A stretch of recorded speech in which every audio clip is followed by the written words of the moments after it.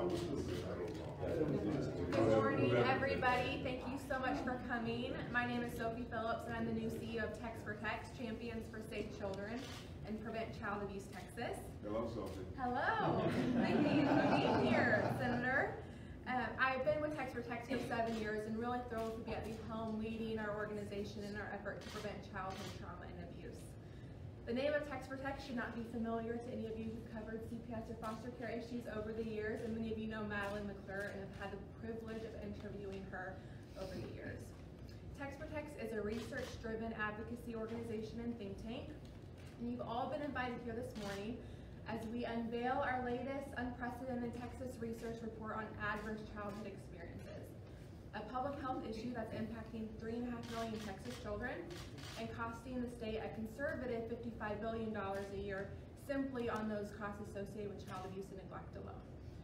The research is clear. We know that trauma early in life can change the architecture of a child's developing brain, and therefore we must implement strategies to prevent it from occurring. We know that these negative outcomes last well into adulthood and impact children and adults' education, health and mental health, the family structure, and so much more, ultimately impacting the Texas economy and our productivity.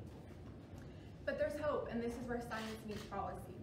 With the support of the legislature this session, we can prevent and mitigate the impact of trauma. Our report today, titled ACEs Uncovered, Powerful Preventative Strategies to Build Resilience and Bring Health for a Better Texas Tomorrow, is the driver of our top 3 legislative priorities this legislative session. You will hear much more about them in detail from our strongest allies on bipartisan child protection legislation here shortly. I am joined here today by Representative John Zerwas, physician from Richmond, Representative Tan Parker of Flower Mound, and Senator Royce West of Dallas. We will also hear shortly from Dr. Catherine Snyder, a child abuse prevention pediatrician and the medical director and care team for Dell Children's Hospital. I want to acknowledge that last session, the legislature and governor made child welfare their #1 priority, and it was demonstrated by their actions. They implemented the $12,000 salary increase for our caseworkers, which we saw an impact immediately on turnover, now in line with other state agencies. And this ultimately has resulted in safer children that receive permanency quicker. They also increased monetary assistance for our relative caregivers to keep kids out of the costly foster care system and to keep them with their families of origin when safe and possible. They passed Cindy Burkett's Omnibus Child Protection Act, focused on child protection, and of course, community-based foster care. All these strides forward were badly needed and deeply appreciated, but it wasn't the end. And if we think we're done, we're failing our Texas children. It's merely the beginning. In this session, we must build upon all the strides and accomplishments made in 2017 with a greater emphasis and momentum than ever before on the true solution to preventing adverse childhood experiences, and that is prevention. Evidence-based prevention programs, such as home visiting, are unsung heroes in the world of child protection. They promote resilience, empower families, and they're cost-effective and save us money. It's a win-win for all of us. Right now, we have 423,000 Texas families that have kids aged 0 to 5 who could benefit from such services, but we're reaching just 5% of them. We need to identify solutions, innovative solutions that are long-term, scalable, and sustainable to empowering these families, which is why I'm also excited to tell you about another TexProtects initiative with 2 wonderful advocacy partners, Children at Risk and Texans Care for Children, which is a prenatal to 3 policy initiative that you will be hearing more about in the coming months. But we will do just that. We will focus on our prenatal to 3 population because we know that they are most at risk for trauma early in life. And we will identify the programs and solutions, we will develop a strategy, and we will advocate for 2 primary early childhood initiatives. Increasing the number of families that have access to essential health, development, and social emotional supports, such as home visiting, and increasing the number of infants and toddlers that have access to high quality, affordable childcare. Before I introduce our first speaker, I want to take a moment and thank and recognize the TexProtects research and policy team who've made this report possible. Beth Cortez-Nevo, who is a former journalist and now a master's in professional counseling at Texas State University, and Dr. Dana Booker, a child development expert and our director of research, as well as our partners at Washington University in St. Louis. Your media packets today, and there's also handouts on the table, have the full report of our ACEs release, and we're excited for you to dig and learn a little bit more. Now I want to introduce Dr. Catherine Snyder, who is the true expert and sees the impact of trauma every single day. So she will dig deeper and tell you exactly the impact that trauma can have on the foundation of our young children and paint a really compelling visual for exactly how it impacts them well into the future. Thank you, Dr. Snyder. Good morning. Thank you for the opportunity to speak with you today. My name is Dr. Catherine Snyder, and I'm a child abuse pediatrician and medical director of the care team at Dell Children's Medical Center. Over the past 12 years, I have worked with families every day who want the best for their children but face enormous odds. In the 1990s, research on what would later be called adverse childhood experiences began and has continued at a fervor pitch. The original adverse childhood experiences included all physical and emotional abuse and neglect, sexual abuse, domestic violence, divorce, having caregivers in the home with mental illness, and who abuse substances or who are incarcerated. Since that time, additional adverse experiences have been added to the list, including the death of a caregiver, the inability of the family to afford food or housing, to name a few. In the past few decades of research, it has become clear that adverse childhood experiences are not just unfortunate. They are detrimental to the physical and psychological health of the child and for the adult that they become. The more adverse childhood experiences a child has, the more likely it is that they will do poorly in school, have poor school attendance, be the victim of bullying, engage in high-risk behaviors, be incarcerated, and have behavioral and other health issues, including chronic medical illness. These children grow into adults who have higher risks of depression, anxiety, bipolar disorder, substance abuse, and suicidality, as well as some of the leading causes of morbidity and mortality in the adult population, including diabetes, cancer, stroke, heart disease, and heart attacks.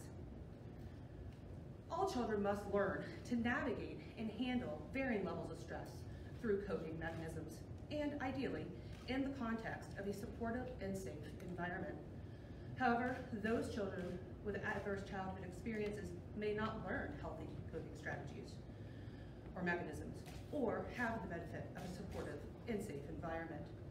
Research has demonstrated that children with prolonged stress related to their adverse childhood experiences not only change the structure and architecture of their brain, but also change how they handle stressful situations at a biological level. These changes affect the long-term health of the child and the adult they become. Is analogous to building a skyscraper. Again, with all the available materials, it appears the skyscraper will be erected sturdy, safe, and resilient to the powers of nature. Now imagine that as the skyscraper is being built, along comes a hurricane. There are now fissures that weaken the strength of the growing building and the foundation on which it is built.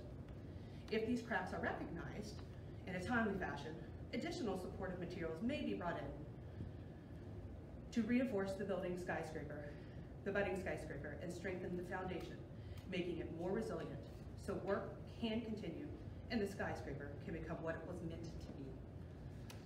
However, if these cracks are not recognized and no reinforcements come, the building is left vulnerable and at risk for future damage to itself and to other buildings around it when the next stressful situation occurs.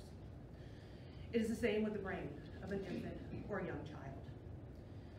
At this time in a child's life, the brain is malleable, growing and developing, creating the pathways for how they will handle stress for the rest of their lives. With each stressful situation, the brain learns, setting the child up to handle the next stressor. A child's environment, degree of perceived safety, and its stability greatly affect the way the brain is built and responds to this stress over time. While we know that adverse childhood experiences are detrimental to the physical and psychological health of our population, we also know that there is great hope. Working with children and their families as early as the prenatal period to increase resilience, empower safety, and strengthen healthy and protective relationships can and has had significant impacts mitigating the effects of adverse childhood experiences. In closing, the research is clear. Adverse childhood experiences are bad for our children and the adults they become. They are bad for our community. Now we need to act on our knowledge and create policy and law to promote and support the foundations for the young children of Texas.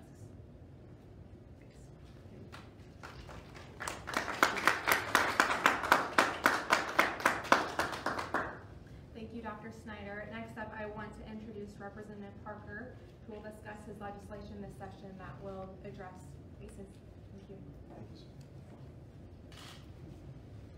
Well, good morning, everybody.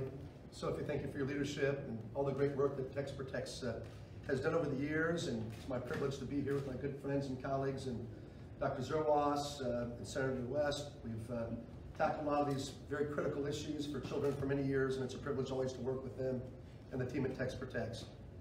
Over the years, I've had the opportunity to work with TexProtects on a number of bills, including establishing training for teachers to recognize the warning signs of abuse and implementing programs to help foster children graduate from high school.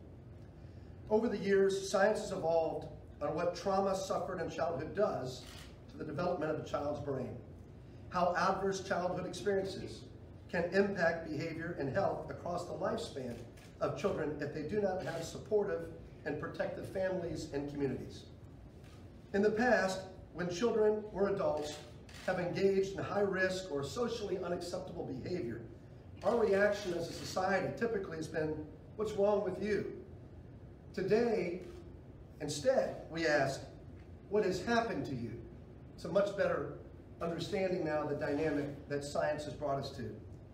Childhood trauma disrupts the architecture and the chemistry, as you've heard, of the brain, and these changes impact a child's biology, their behavior and future in sometimes catastrophic ways. The urgency of prevention has never been more clear. The good news is that the science has also uncovered powerful but also practical and preventative solutions that can change the trajectory of families that are actually in crisis. Whether we are working to prevent trauma or heal from it, our objective is to assist families in building resiliency so that each child has the foundation for a bright and healthy future. This session, I plan to join TexProtects in their legislative efforts to develop and implement a statewide strategic plan to address causes and symptoms of adverse childhood experiences, which will identify programs as well as strategies and approaches as a blueprint for communities throughout the state. Before we tackle adverse childhood experiences, we must first have a deeper understanding of the trauma occurring in our own diverse communities. We can accomplish this with a three-pronged strategy and House Bill 822 that I had the honor and privilege of filing earlier this week. First, we will facilitate a public health approach through a cross-systems collaboration that includes child protection, physical and mental health care, early childhood education, and university research partners that are so essential. Second, we will instruct these partners to coordinate data, evaluate prevention needs and gaps in services, and identify best practices in existing service delivery. And third, we will incorporate research-based and trauma-informed education, prevention, and intervention across systems and communities. I'll also be introducing a bill this session to ensure that our teachers have access to the most effective training so that they are trauma-informed in their classrooms. With 1 in 4 of our children having a trauma history that is impacting their behavior and their ability to learn, it is critical that our teachers on the front lines are equipped with the tools to turn these difficult behaviors into opportunities for building trust and enhancing their ultimate educational outcomes. Currently, sadly, we are one of 4 states that does not make this training available to our educators. We will change that this session. For this reason, this session we're going to connect Texas systems to prevent child adversity, to facilitate healing from childhood trauma, and promote resiliency in our children. Texas has the opportunity to use the science and make our policy and systems the very best they can be for all of our precious kids. It's time that we step up. The time is now. Thank you all for your time this morning.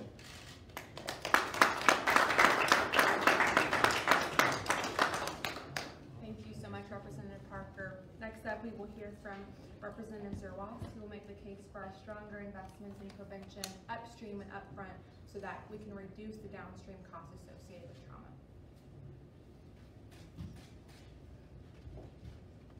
Well, good morning all, and thank you for the opportunity to be part of this press conference and the conversation around some of the great things that I think that are going to happen during the 86th legislative session.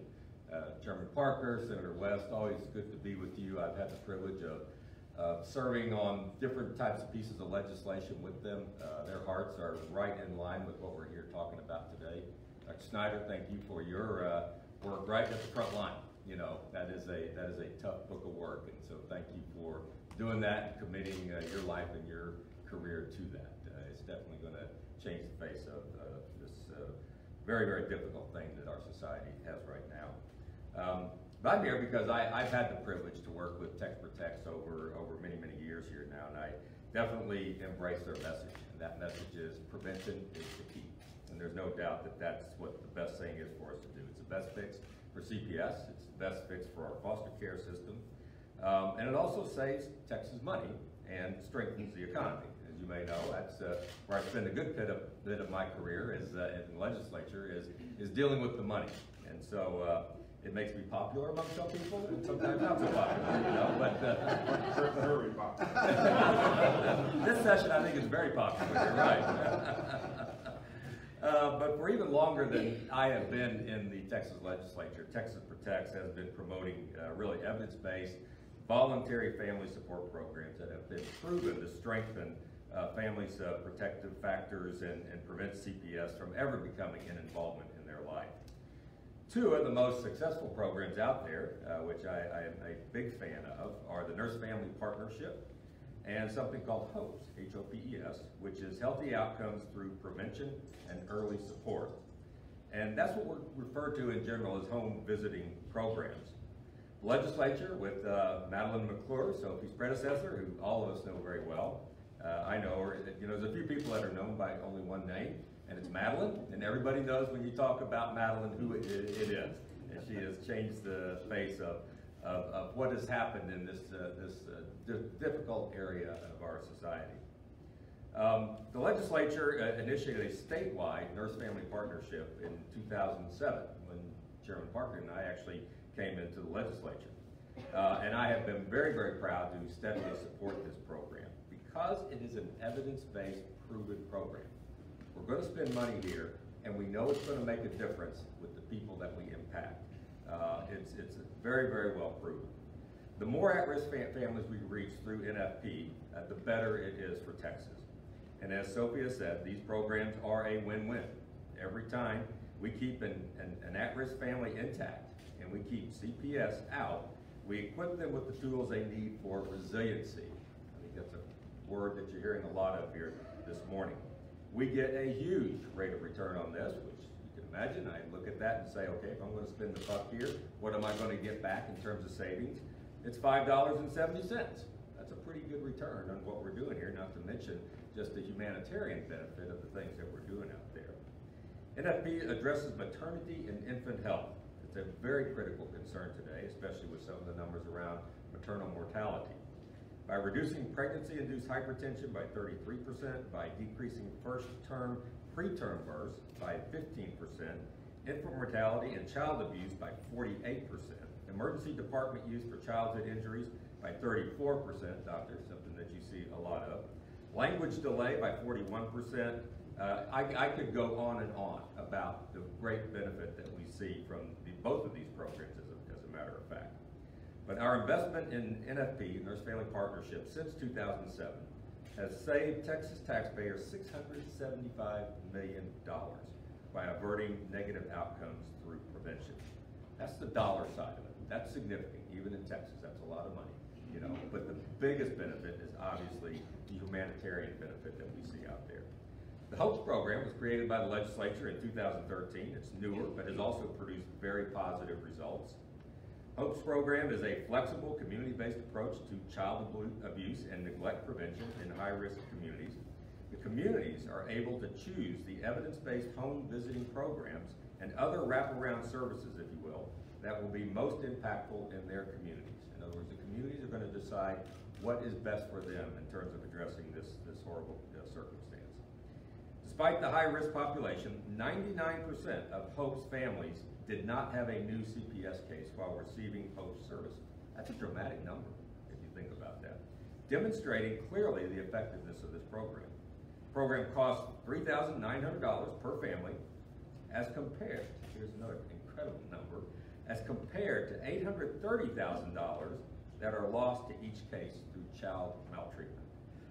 That's a phenomenal number. That speaks for itself. These results mean Texas gets stronger, more self-sufficient families, and taxpayers save money in costs to our criminal justice, to our health care, child protective, and educational systems. And over the long term, we get citizens who live happy, productive lives and contribute to the economy instead of struggling to overcome the effects of childhood trauma. But as Sophia said, there are 423,000 families and children under 6 that could benefit by these home visitation programs. And we're only reaching 5%.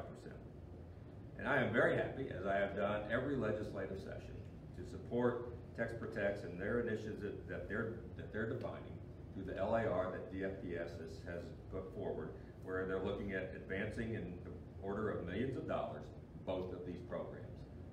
As you know, this process over the next several months, and my colleagues and I will be in, we'll figure out where we land in that. But when you look at what is the return on the investment of these dollars, this is money well spent. And we will get to a place that will make a difference in child's lives by virtue of acting on these requests. There's no way to accurately predict when abuse will occur. Just because a family is at risk doesn't mean abuse is imminent. In fact, all parents could be better equipped to deal with the challenges that come with parenting. But every time abuse occurs, we look back with hindsight and wonder about missed opportunities. And every time a family reaches out and gets the help they need, we'll have the security of knowing an opportunity was not missed. By increasing the capacity of prevention, including evidence-based home visiting, we can make a difference in children's lives and the lives of families. Thank you very much.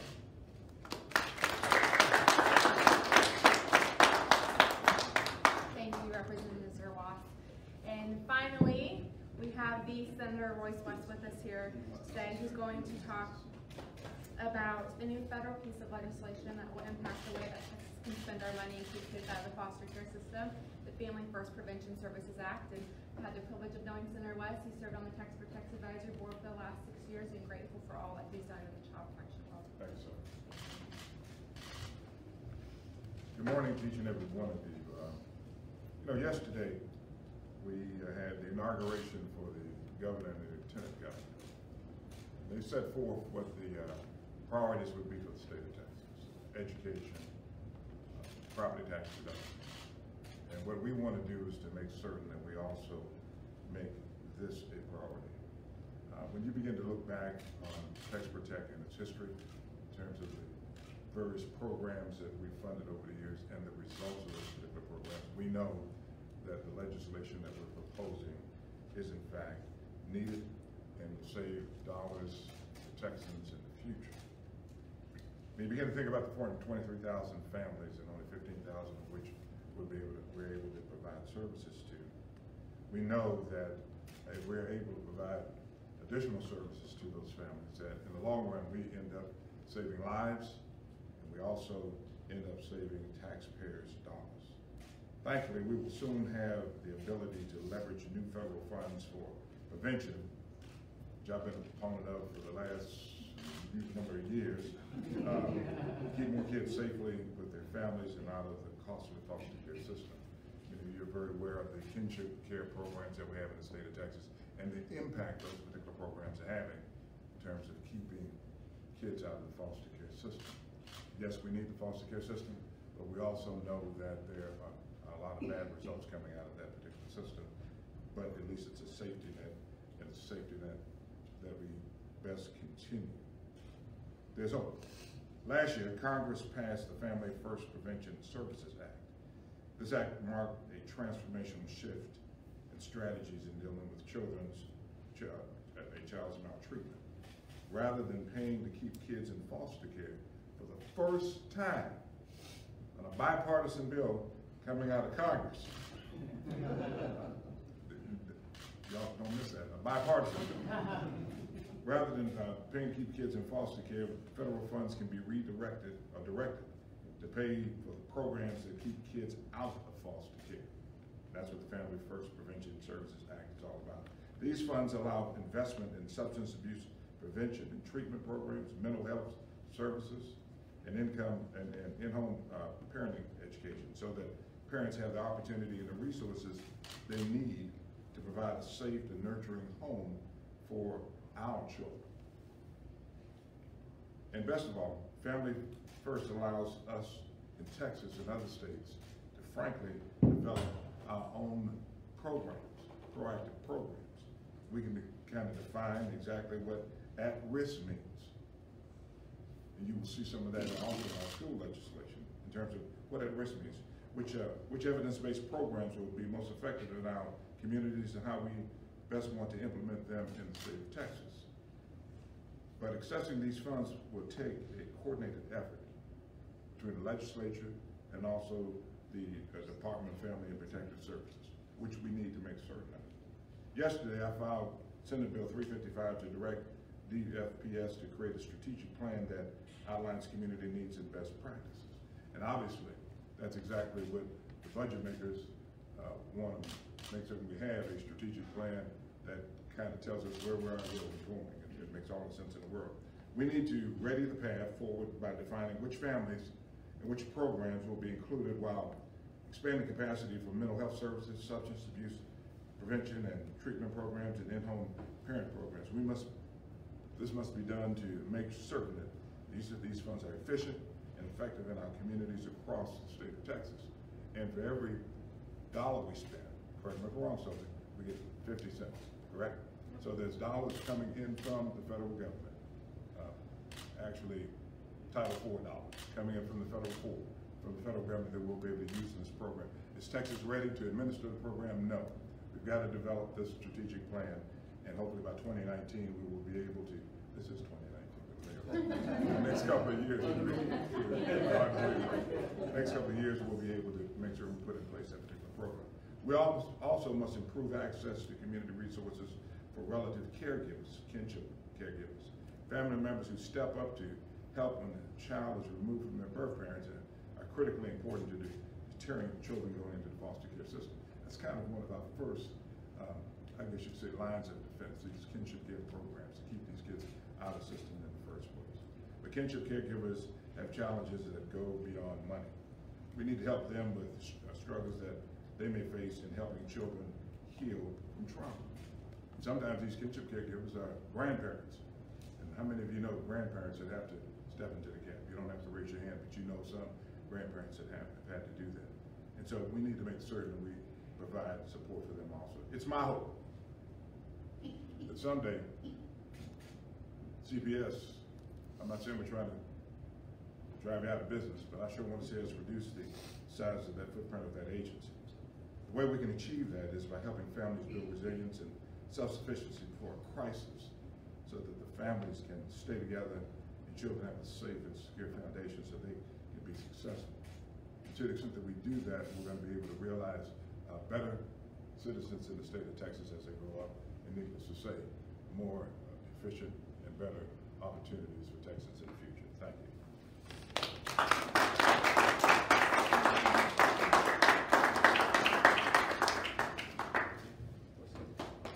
Thank you so much, Senator West. I also want to mention his bill number 2355. So We are Senate Bill 355. We're so thrilled about this new opportunity bringing new money to Texas. I think it's safe to say that with these three champions here with us today, we can make great strides in preventing childhood trauma and abuse this legislative session. And I want to add that everybody's welcome to join us on February 12th as we have Prevent Child Abuse Texas Advocacy Day at the Capitol, in which we will be advocating strongly for each of their pieces of legislation. So please join us. And if you're in the Dallas area, we are chartering a round-trip bus down here. And with that, I think today's guests and I will be happy to answer any questions that you may have. So it sounds like much of this legislation is preventive, right? Am I interpreting that right? Yes. And where's the number of the 423,000 come from? Is that? So that's research that we conducted with the National Research Organization Child Trends, and those are the number of families that have kids under the age of 6 that have at least 3 risk factors. And so we're talking about those are even our most vulnerable families. Risk factors being low educational attainment, maybe they're living in poverty, maybe there's substance abuse or teen pregnancy. So there are a lot of risk factors, and so those are families living with at least 3, so substantial risk. Thank you.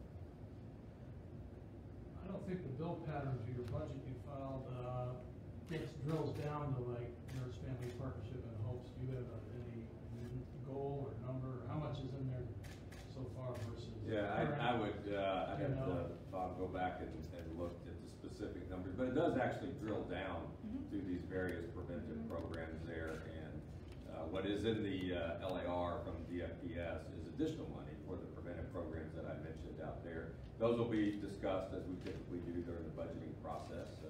Obviously, there's a lot of competition for dollars, even though we have, quite a few dollars, as a matter of fact, this time.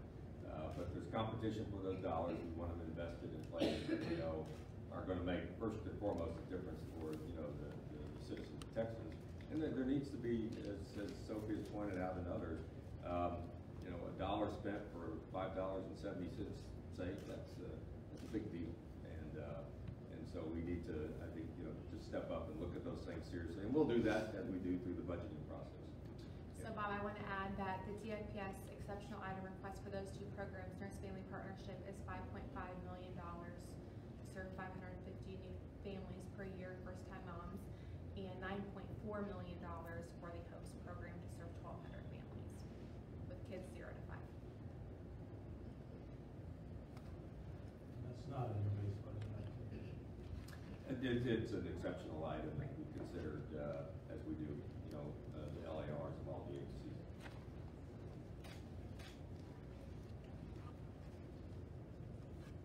So on the Families First, Senator, what do you hope to get done? This just a strategic plan? Yeah, task the Department of Family and Protective Services in developing a strategic plan, bringing all the stakeholders in. Bob, this is not an issue that obviously you're not familiar with, because over the years we've been trying to get more prevention perspective, and this gives us that prevention perspective because we're able to bring additional dollars in. Bringing all agencies together, bringing the stakeholders together, bringing the researchers together, and needless to say, asking them to develop a plan in order for us to be able to draw down these additional dollars will obviously be more effective in terms of addressing prevention in the state of Texas. We've had a problem on the not having enough accredited foster care institutions to fully participate, as I've understood it, but didn't. That's exactly right. So you want to plan on how we're going to navigate through that. But yes, and the fact is that we'll be able to get a whole group of accredited providers. There's certain benchmarks that we have to meet as a state, and one of those is making certain we have a list of accredited providers to be able to provide services. So would part of that plan, do you mind here, but would part of that plan involve possibly looking at ways to retain more providers down the road? Exactly. Not including just funding, but further training, as well as just like providing them ways to manage their workload. I didn't understand the question. I guess would there be additional incentives and measures taken to better manage and retain foster care providers? Well, I think that's the whole reason we need to have a strategic plan, so those type of issues can be vetted during that particular process. Not only foster care providers, but also those individuals, and more particularly individuals or entities that will be dealing with prevention as opposed to just foster care. We want to make certain that we have the dollars for those particular entities, make certain that they have metrics in terms of what we want them to accomplish, and that the strategies that are being utilized are evidence-based, and so we will evaluate them on that. I think it's real important that we get the opportunity to develop a program for Texas. We're not ready right now. We don't have the infrastructure right now, but the federal legislation gives us the opportunity to develop the infrastructure in order to do it. So would your legislation set aside funding just yet, or would it just bring all the stakeholders all together and eventually down the road will you set like a dollar amount to That's that? exactly right. What we would do in this legislation is direct the department to develop the strategic plan. So dollars wouldn't be put in place right now, but developing the plan would. And how long would of a time frame would they have? You know, probably about a year. We have about 2 years in order to enact the program. So I think the legislation, I got to go back and look at what the date is. They need to report back, but I think it's a year. Representative Parker, do you have any idea how much it costs to provide every school teacher in Texas public schools with trauma training? Is that what your bill would do, or it would simply try to ramp up toward that? Well, two bills. The first one, obviously, very similar to what the Senator talked about, is going and putting together all the stakeholders, putting together all the data, collecting it all, putting together the strategy and the framework. The second bill is the one you're really referring to, that is specifically about this trauma-informed educational training. It is my hope that we have the ability to work collaboratively with our school districts, as we've done over the years on other training that's been critical for the state, that we can actually make the most of training that's already occurring when teachers obviously have in-service days and so forth, to be able to have this additional educational experience. So we're doing everything in our power, obviously, to minimize the expense associated with that, but to make certain that we do it in a collaborative manner so that these kids are able to get the support they need from those teachers, and the teachers can identify these warning signs and signals that can make a big difference in the future of these precious children. How is this training different from the training that teachers are currently getting then? Well, they're not getting training specifically with regard to this type of trauma, and so that's the uniqueness of it, is looking at the signs and symptoms of trauma. These are things that are new, really, from all the other type of training that teachers are getting today. And let me say something else. I was on the Public School Finance Commission. One of the recommendations that we're making is to basically, as it relates to Title I funds, is to have a spectrum approach. That is, when you have areas that, frankly, will pretty much align with what we're talking about. We have high poverty rates and other indices of at-risk students, the more resources available to go to that area. And so from that vantage point, to the extent that we can have better coordination between the school districts and these particular types of programs, we can put more resources to bear there and hopefully get better outcomes. And I would just add to that, we have certain training required for teachers, such as reporting and recognizing child abuse. But, one of the #1 complaints teachers have these days is trying to deal with difficult behavior that's happening in the classroom. And so if kids are coming in, they're falling asleep, they're acting out, oftentimes it's because of trauma that they're experiencing at home, not because they're bad kids by any means, right? And so teachers are not equipped to deal with that behavior, therefore it's disrupting the whole classroom. Precisely. And so that trauma-informed training is so critical to them managing the classroom and the behavior that the children are experiencing. And that way they're not re-traumatizing the child by expelling them, sending them to detention when maybe they were up all night because there was a domestic violence situation in the home. So it creates a deeper understanding of the environment in which these kids are entering school every day. So it's changing the paradigm in the way we think about these things, right? So as I said, in the past, it's what's wrong with this kid. Now it's what's happened, right? Why is this child manifesting this behavior in a certain way? And that's what this is going to be, really educating these teachers to be on the front lines to address. And let me be real clear about this. This is not the first time we've thought about this.